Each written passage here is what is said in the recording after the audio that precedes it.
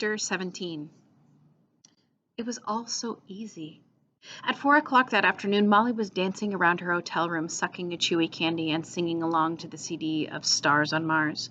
Scattered around her were open boxes full of tissue paper with new clothes spilling out of them. Rixie Bloomy had chosen them, and Molly had spent the afternoon trying on jackets, dresses, trousers, and shoes.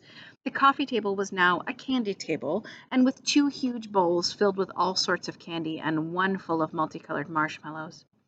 Petula had taken to patrolling the windowsill, barking at scrawny pigeons whenever they landed. After the last number, Molly switched off the CD player and lay in the bed, wearing new jeans and a very cool t-shirt with a shiny moon on it. She wished she could tell someone about all this, namely Rocky. Maybe he had telephoned Miss Adderstone and left his new address by now. It was 5 hours ahead in England, 9 o'clock, so Adderstone would still be up. Molly picked up the telephone and dialed. After 6 rings, the telephone was answered. "Good evening, Hardwick Orphanage," said the familiar voice of Gary. "Oh, hello, Gary," said Molly.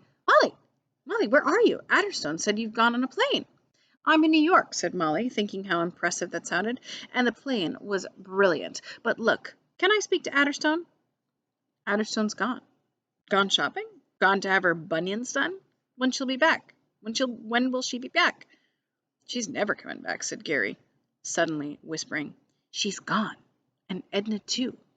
Adderstone said they wanted to be nice to children from now on, so they're leaving us to rule ourselves, and we could do anything we liked." This was the last piece of news Molly expected to hear. "Why are you whispering, Gary?"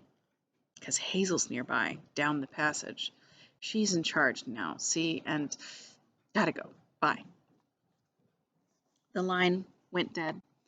Molly dialed up again, but this time the phone was busy. The idea of the orphanage being run by Hazel was horrifying.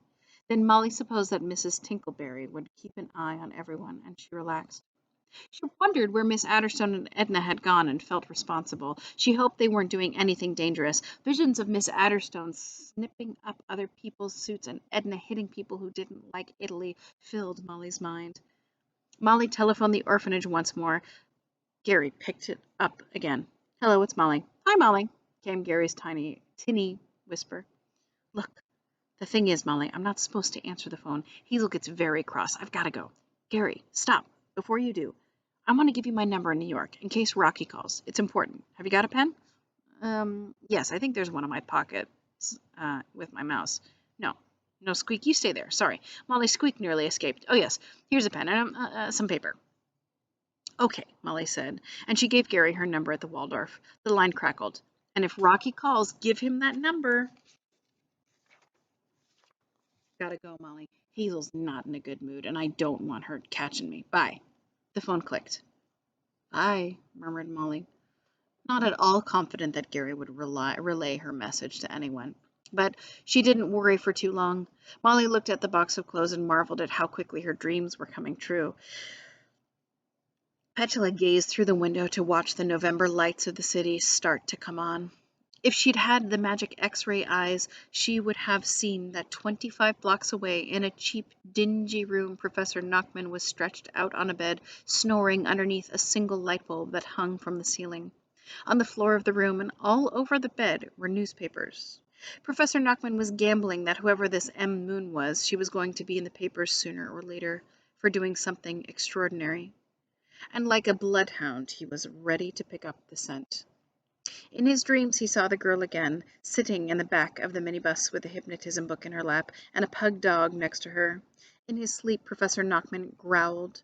Back in her hotel room, Petula sniffed the air. Somewhere out there, a long way off, someone was thinking about her, and she knew it. And she didn't like the way he was thinking. Petula barked, then shivered. She jumped onto Molly's bed and pushed her nose under the covers to find one of her stones. Molly had a nightmare. She dreamed that she was a big, ugly cuckoo in a forest with no friends. In the background, Mrs. Tinkleberry's song echoed through the branches as if the very trees were singing it. "Forgive, little birds, that brown cuckoo for pushing you out of your nests. It's what Mamma Cuckoo taught it to do. She taught it that pushing is best." All the other birds ignored Molly. Some had the faces of the smaller children from the orphanage. Molly walked toward them. They flew away. In the dream, Molly felt desperately lonely. She was searching for Rocky and tried calling out his name, but all that came out of her beak was a squawk. However, in the morning, she soon forgot the heartache of her sleep, for she had work to do and money to make. She was about to become rich. Soon she would be popular as well, and, in other people's eyes, even lovely looking too. Rehearsals for Stars on Mars were starting, and Molly had no time to pine for her friend. End of chapter 17.